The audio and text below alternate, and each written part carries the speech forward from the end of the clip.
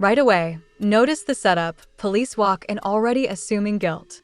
This entire encounter hinges on one question.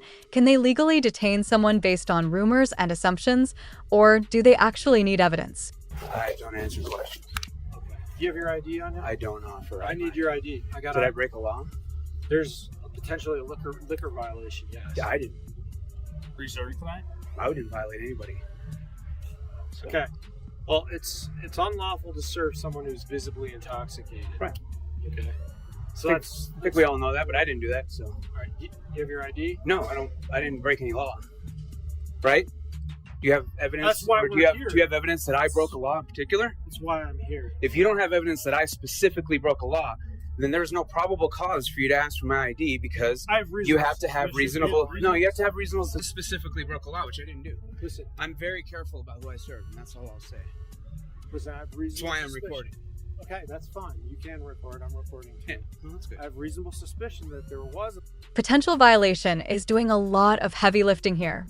In the real world, potential isn't enough.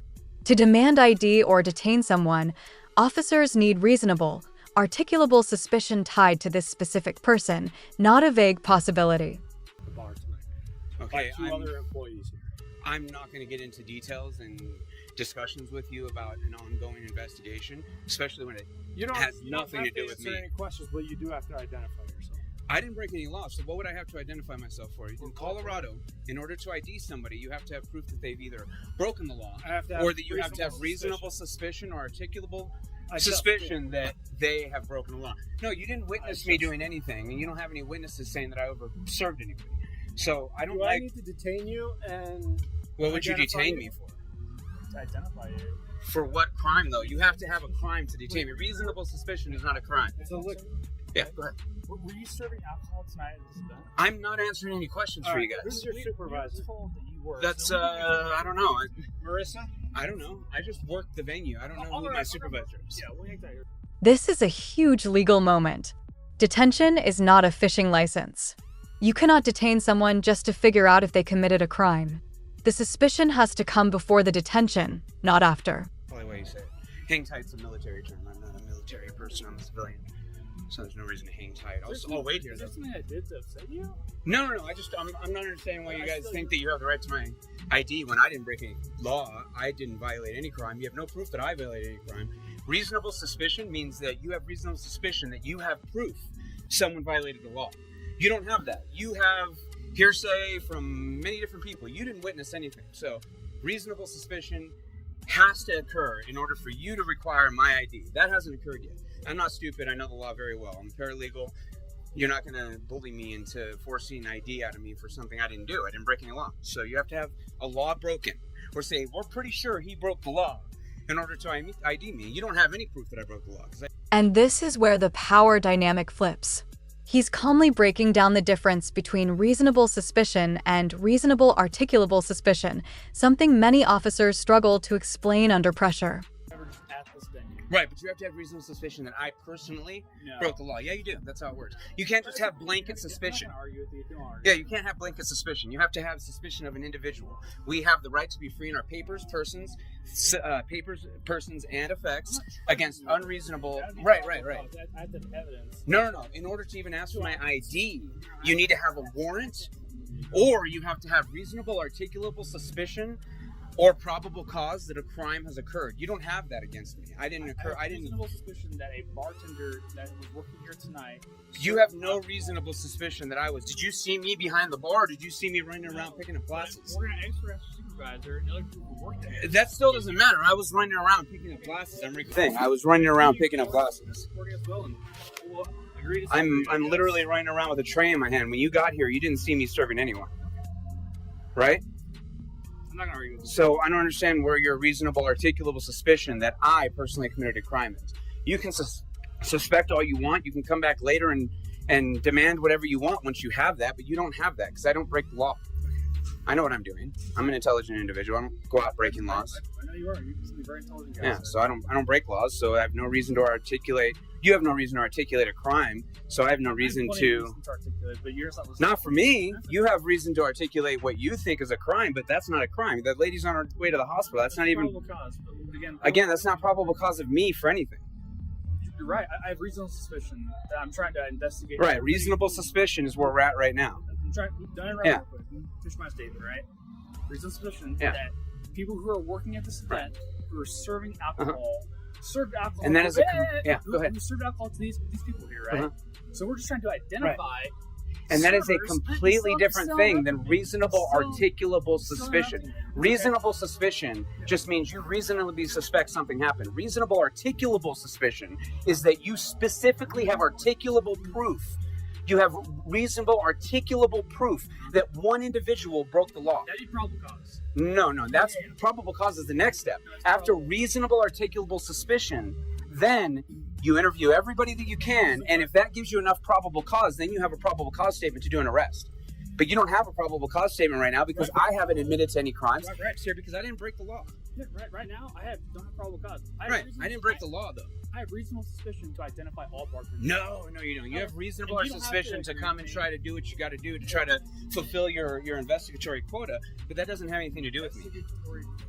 Yeah, your boss requires that you investigate a crime. You don't get to just come, look around and say everything looks fine here and leave. Your boss requires that you spend a certain amount of time investigating the crime, that you attempt to find out who was at fault for whatever crime. You don't get to just see that a crime happened and walk away and ignore it. You're claiming my chief tells me I have a quota to me? I don't know who tells you. Probably your captain. Usually it's a street sergeant or a road captain. I have a commander. Well, you have a street sergeant, likely. Yeah. So your street sergeant's probably the one that mandates it. Your captain mandates it to him, and your chief mandates it to your captain or your whatever. I know a lot about him. I've been a police accountability activist for 2 decades now, so I know quite a bit about law enforcement. All right. I don't understand why I'm still out here. I have work to do. Am I breaking the law in some way that you have the right to detain me? I'm detaining you. You're not identifying yourself. I'm trying to identify. You know, in order to detain me, you need to have reasonable, articulable suspicion that I specifically committed a crime. Am I being detained, or am I free to go right now? You're not free to leave. Okay, so I'm being detained right now. Yeah. Because you suspect me of a crime. I have reasonable suspicion to identify all bartenders here. You're not giving me your ID. All I want is to identify. Oh, I know. That's all cops want. You want to be able to violate our rights. This admission is critical. The moment they say you're not free to leave, it becomes a detention, and without a clearly stated crime, that detention starts drifting into unconstitutional territory fast. Definitely don't have probable cause, so you have no reason to be talking to me right now. I have no reason to be detained. This is an unlawful detainment. I have work to do. I have to get back to work. Can I go ahead and get back to work now? Sergeant Murdoch said he's talking to your supervisor, trying to figure out who you are. Because you're not willing to give me your name. You have no right to that information. You need to go do your job. Me being, obedient has nothing to do with your job. You need to go do your job.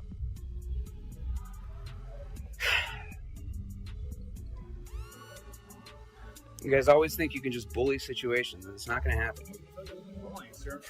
No, it's bullying. When you decided that you were going to detain me without a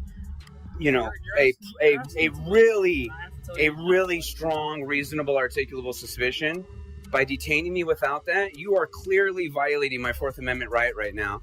You're violating my Fifth Amendment right. I should be free to leave at this point, and you're attempting to stop me from doing so because you're saying I'm violating the law, but you have no proof of that. You didn't witness me doing that. You can't take hearsay as proof. That's not proof. You have to witness something in order to call it proof, and you don't have that. I didn't do anything wrong. I didn't break the law. I don't do that. I'm always very careful. You don't get to just identify me, though. You can say that you saw some bartender, but I'm not a bartender. I'm a server. You literally watched me walking around picking up glasses of water off of tables. Were you serving alcohol tonight? I'm not answering any questions. You literally saw me. You literally saw me picking up glasses of water. That's what you saw me doing. I just met you right here, right now, sir. I watched you walk in as I was walking around picking up glasses. I don't know what you were looking for. I'm just letting you know that I saw you as I walked in when I was picking up glasses. I'm just trying to get my job done. I got work to do. I want to be able to go home. It's already what? I'm not being detained any longer? So what was that being detained? What reasonable articulation did you have that you could detain me? I've already explained this. No, you didn't. You just told me I'm being detained. So you can explain it to me. Let me finish real quick. What reasonable articulable suspicion did you have that I committed a crime that gave you the right to detain me? Okay. We get called here because there's an unconscious female. That was reported that she had been served 7 or 8 alcoholic beverages. None of that's my problem. No. Don't interrupt. Don't interrupt. Yeah, I get it, but that's All not right, my we're problem. done. We're out of Yeah. here. See you later. Y'all have a great day. That's just not my problem. You know what I mean? Argue with you. Yeah, I'm not going to argue with you either. Have a good night. Thank you. And just like that, it's over. No citation. No arrest. No crime named. Question for you. If he didn't know the law this well, how differently do you think this would have ended?